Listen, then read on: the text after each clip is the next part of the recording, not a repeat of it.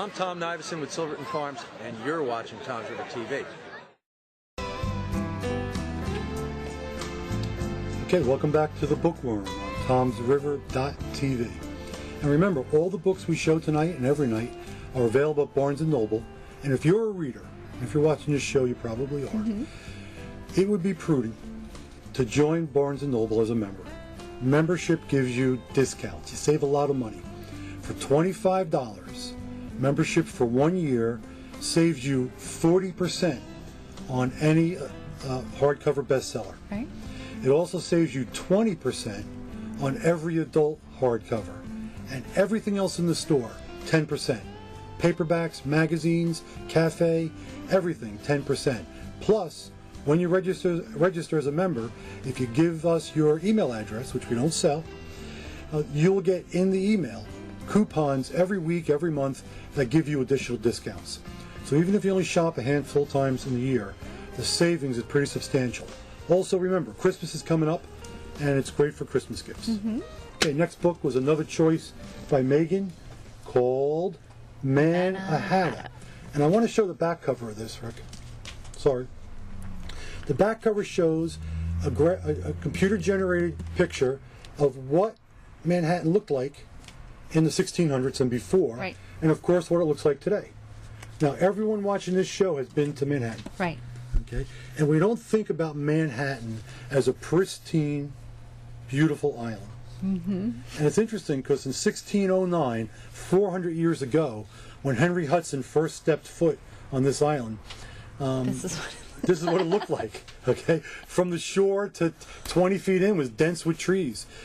The Lenape Indians who settled on the island really didn't think it was worth that much because it was overrun with black bear, wolves, coyotes, and look at it today. I know. Overrun with different kinds of things. Well, you know how I love books like with maps and everything in it, and I love the pictures. Can we show some of the pictures in here? Eric Sanderson, he did such a great job, not only authoring this book, but really showing what Manhattan looks like today on this side and what it looked like 400 years ago. It's amazing. You can see how, look at the waterways. They totally just put a city right on top of it. Right? So before downtown, before 54th Street, before 32nd Street, before the British, before the Dutch, this was the island. Inhabited by creatures, plant life, and it was really a very beautiful location. Yeah, I mean, some of the pictures here.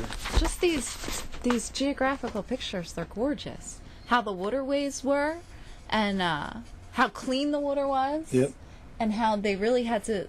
The reason they built Manhattan where they built it was because the water was so deep there that it could afford for the big cargo ships to come in. So it was an ideal place to put a port city. You know, a complementary book to this that we didn't bring is a book called Island at the Center of the World. And that's a book that was translated from original Dutch manuscripts. And it has a lot of interesting stories about the development of Manhattan. You know, this is a great book to see the advancement geographically and the footprint of mankind. But in the complementary book by a different author, they tell great stories about, and you know, one of the ones I told you last night is when the Dutch first settled, there was a deer path down the center of the island. And they called it Gentleman's Way. And later on, when they let the British take over the island, the British paved it with broken shells and called it Broadway. And today, that's where Broadway is. Started a deer path across the island. That's amazing. So we take for granted that even here, where we live, you know, was all pine forest, was all woods, was all wild animals. You know, when you go to the Tom's River Historical Museum, there's dinosaur bones from Tom's River. We don't think about Tom's River in that regard. But this is a very interesting book to see the history of Manhattan Island, how it's developed, beautifully illustrated. I really like this book.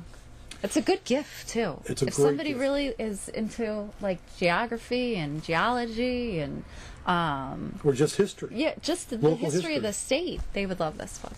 Okay. And again, we think of Manhattan like this, but 400 years ago when Henry Hudson stepped aboard, it was like this. Hard to imagine that today. A fun book to read, and a great gift. Yeah. the next two books, also fun books to read.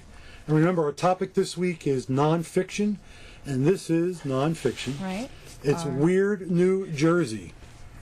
That's right. 2 volumes, Volume 1 and Volume 2. And we brought it in a hardcover, which I like, Right. and the paperback. And one thing I will say to you, it's $5 difference to buy the hardcover. I would rather have the hardcover. Why buy the paperback? Okay, buy the hardcover. The pictures are bigger, better. And let's tell the story about Weird New Jersey. All right. Well, these two men, Mark Moran and Mark Sherman, is that how you say his last name? They just had this concept, you know, of investigating like weird happenings in New Jersey. And they've had so many people have written to them and shown them stories that they've started out with magazines, and you can visit all these local little, what are they? Some of them are psychiatric hospitals that are haunted. Some are abandoned buildings. Some are just a weird, crazy sign on the middle of the road that people are like, how did it get there? And there's some local stuff here from Tom's River.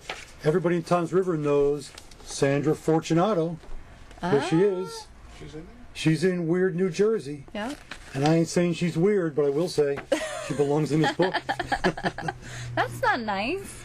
Also, right here on Route 37. The devil. Wait, which one? Let me see. This So one? we earmarked it here. We have right here on Route 37. We have the ghost of we don't know. It's called the Atco Ghost, and it's someone right here on mile marker 82. Lakewood, Tom's River. Mile marker 82, and at twilight time. People have reported for the last few years seeing a ghost-like figure come out and wave to the cars right at the mile marker 82. So right here, local Tom's River. These made it books, to they're Weird so much New fun. Jersey. They're so much fun. Bobby the Benny. Bobby the Benny. They're waving. so much fun to look at and read all the stories. They have, it's a bi-monthly magazine that they put out. That's right. Well, that's how they started out. They started putting out magazines. But they've had so much that they've brought at their horizons. They have Weird USA. They have Weird Florida. Weird They have Weird Pennsylvania. They have Weird Texas. I mean, there's just so many. There's so much weirdness out there. And you can go to these locations. Well, some of them, yeah. Almost all of them. Yeah. Almost all of them. And I've known people that have taken this book and gone on a late night drive out to the haunted hotel in Flemington. Okay, so there's lots of places you can go, and some of the stuff's amazing. A lot of stuff about, again, some local history here. A lot of stuff about the Jersey Devil. There's a picture of the Jersey Devil, and it talks about some different places in the Pine Barrens, North Jersey, Central Jersey. Great, fun books. And again, not a book you read from cover to cover. A book you leaf through. You see something that catches your eye. You know, someone in Galloway that collects all different telephone poles. What? Telephone poles. And a lot of interesting stuff. People collect some weird stuff. People do collect weird stuff. So, Weird New Jersey, 1 and 2. Great Christmas gifts. Great to read. Throw it on the coffee table. Go out and visit some of those locations. Okay, let's show some more calendars. Okay. I'm going to start with one of my favorite calendars. This is Rick's favorite segment, I'm sure. Here he is, the Duke, John Wayne. 12 pictures of John Wayne from all his different roles. So if you're a fan of the Duke, Pilgrim, here's the book. I'll tell you, little lady. And here's John making a little comment. John Wayne, great calendar for probably your grandfather. I don't know. What's wrong with John Wayne? Nothing. All right. Then we have this Extraordinary Chickens. Now, I told you that we have some weird calendars, okay? This is one of the weirdest calendars I've ever seen. Because they like chickens. That is a weird calendar. I mean, I don't know if you have a thing where you find the weirdest calendar you can and you give it as a gift to somebody. This would be it. Last year, that was a very popular calendar. It Here's one that I get every year. Hannah Montana, the movie. You get that one every year? No. This is the movie calendar. So it's new this year. Come on, every 8-year-old has that calendar. So if you have an 8-year-old girl in your family, this is the calendar for her.